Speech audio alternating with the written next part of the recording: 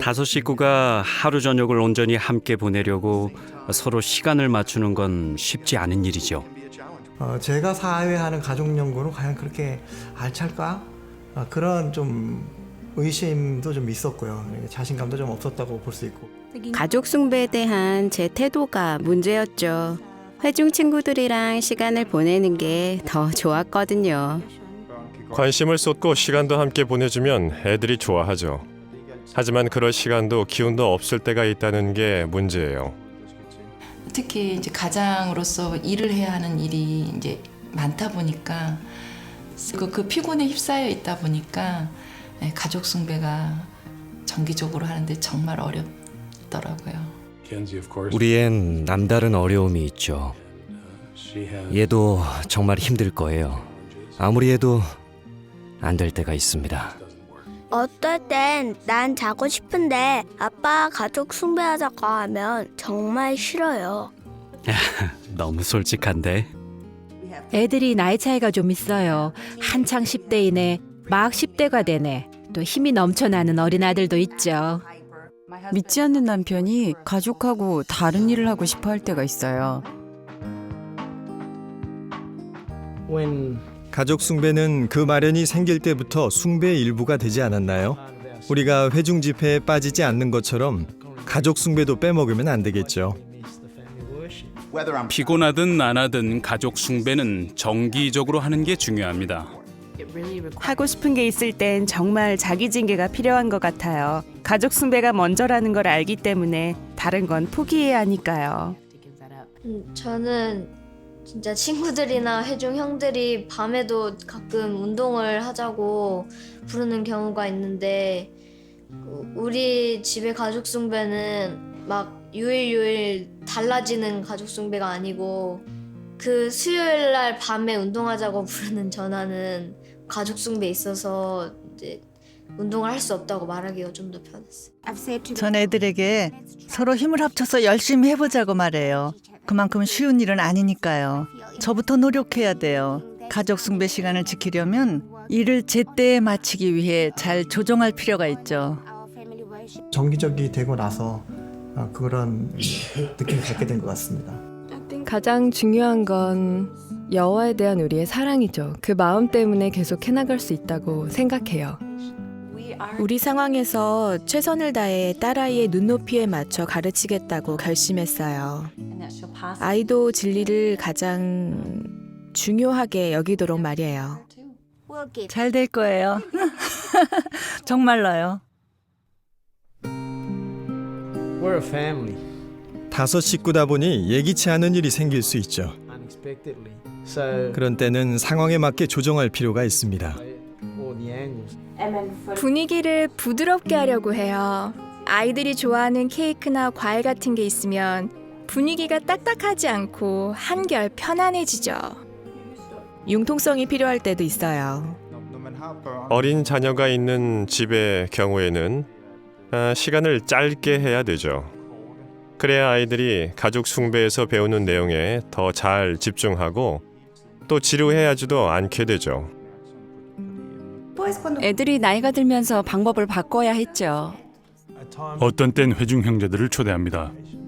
아이들이 질문을 준비해서 우리 집에 오는 형제나 자매, 특히 회중에 새로 이사 온 분들이랑 회견을 해보게 해요. 어떤 때는 우리 가족이 실제로 겪는 문제를 다루기도 하고 봉사할 때 어떻게 할 수 있는지 생각해보거나 게임을 같이 하기도 합니다.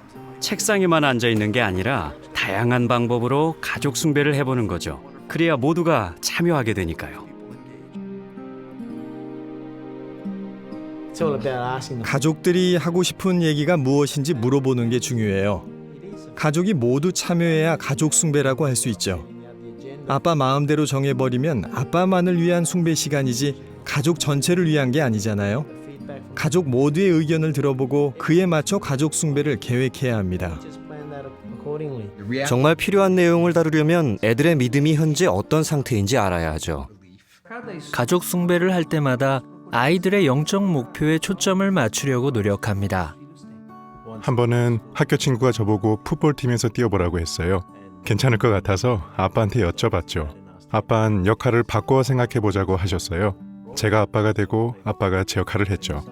학교 친구들이 다 데이트를 하니까 저도 정말 하고 싶죠. 그치만 가족 숭배가 큰 도움이 돼요. 그렇게 하기 위해서 저도 제 마음의 문제를 저 혼자만이 안고 있는 게 아니라 가족 숭배를 통해서 가족과 얘기하려는 노력을 많이 했고요. 또 엄마가 그 점을 좀 잘 알아주시고 또 저희를 위한 그런 프로그램을 짜서 이제 노력을 같이 해서 이제 극복할 수 있었어요. 이사해서 두루마리를 만들어 보기로 했어요. 직접 만들어 보니까 예수 시대에는 성구 찾는 게 힘들었을 텐데 여호와의 조직에서 우리가 정말 편하게 성구를 찾을 수 있게 해줬다는 걸 느꼈어요. 또 상대방이 들어주는 사람들이 가족이 있기 때문에 좀 더 솔직한 말들을 할 수 있어서 가족 숭배가 저한테 유익이 있는 것 같습니다. 아빠만 얘기하지 않고 우리도 참여할 수 있어서 좋아요. 가족 숭배 후에 우리 가족이 행복해하는 모습을 보면서 가장의 책임을 잘 이행할 수 있게 도와주신 여호와께 마음속으로 감사를 드립니다. 아이들이 더 적극적이 되었고 집회 때 해설도 더 많이 합니다. 그리고 또 하나는 여호와께서 제게 너는 외롭지 않단다. 너는 혼자가 아니란다. 내게는 이렇게 많은 자녀가 있잖니 라고 주신 거였기 때문에 이들을 제가 그동안 눈여겨보지 않았던 거죠. 기도를 하고 일단 시작해보면 정말 신나고 재밌어요. 처음 시작까지가 어렵지 일단 가족 숭배를 시작하면 진짜 재밌죠. 가족 숭배는 우리 가족을 보호해주고 우리가 겪게 되는 여러 가지 어려움에 대비할 수 있게 도와줍니다. 전에 비해 서로가 마음을 훨씬 더 잘 터놓게 되었어요. 어떤 문제에 대해서든 함께 이야기를 나눌 수 있어 정말 도움이 되죠. 하지만 가족 숭배를 통해서 여호와께서 저의 하나님이시라는 이유 하나만으로 제가 얼마나 행복한 사람인지, 제가 왜 행복하지 않을 이유가 정말 하나도 없다는 것을 알게 되었어요. 속상하거나 화나는 일도 그냥 훌훌 털어버리는데 도움이 되는 것 같아요. 모든 게 다 잘 될 거고 우리가 함께하는 숭배 시간을 여호와께서 축복해 주신다는 걸 아니까요. 가족 숭배를 함으로써 진리 공부를 하게 돼서 유익하고 진리에서 벗어나지 않고 계속 증인으로 사는데 도움이 되는 것 같아요. 집회 내용을 미리 배우니까 집회 때 집중도 잘 되고 해설도 할 수 있어요. 아빠가 기도하시는 걸 들으면 정말 여호와와 가까운 사이라는 게 느껴져요. 그래서 저도 여호와와 더 가까워져야겠다는 생각을 하게 되죠. 가족 숭배를 통해 학교에서도 진리를 용감하게 전하게 되었어요. 네, 저는 친구들과의 교제를 가족 숭배 덕분에 교제를 줄일 수 있게 되었어요. 가족 숭배 때 가족 모두가 함께 시간을 보낼 수 있다는 게 전 제일 좋은 것 같아요. 아빠가 앞으로 월요일에는 가족 숭배를 안 할 거야 라고 하면 어떨 것 같니? 싫어요. 그게 왜 싫은데? 하고 싶으니까요. 왜 하고 싶은데?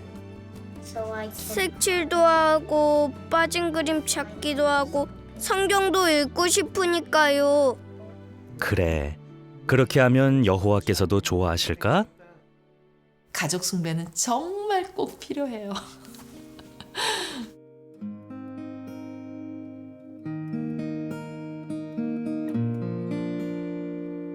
정말 모르겠어 어디로 가야 할지 내 마음이 고장난 걸 이게 사랑인 걸까 끊임없이 싸워야만 해 내 맘 믿지 않겠어 하느님의 길 따를래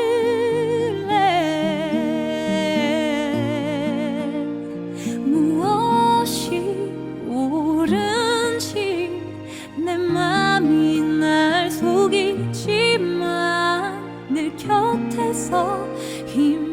주시는 그분 내게 말하시네 너를 사랑한단다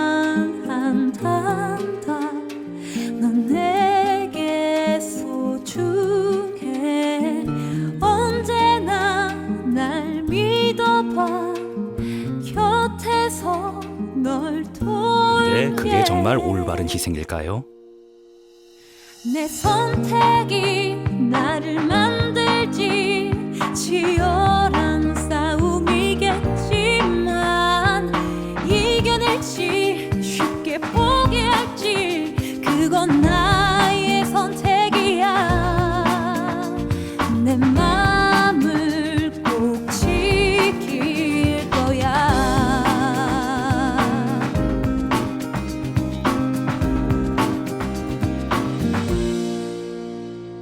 수많은 내 선택들 힘겨워 보였지만 언제나 내 곁에는 그분 함께 해주셨지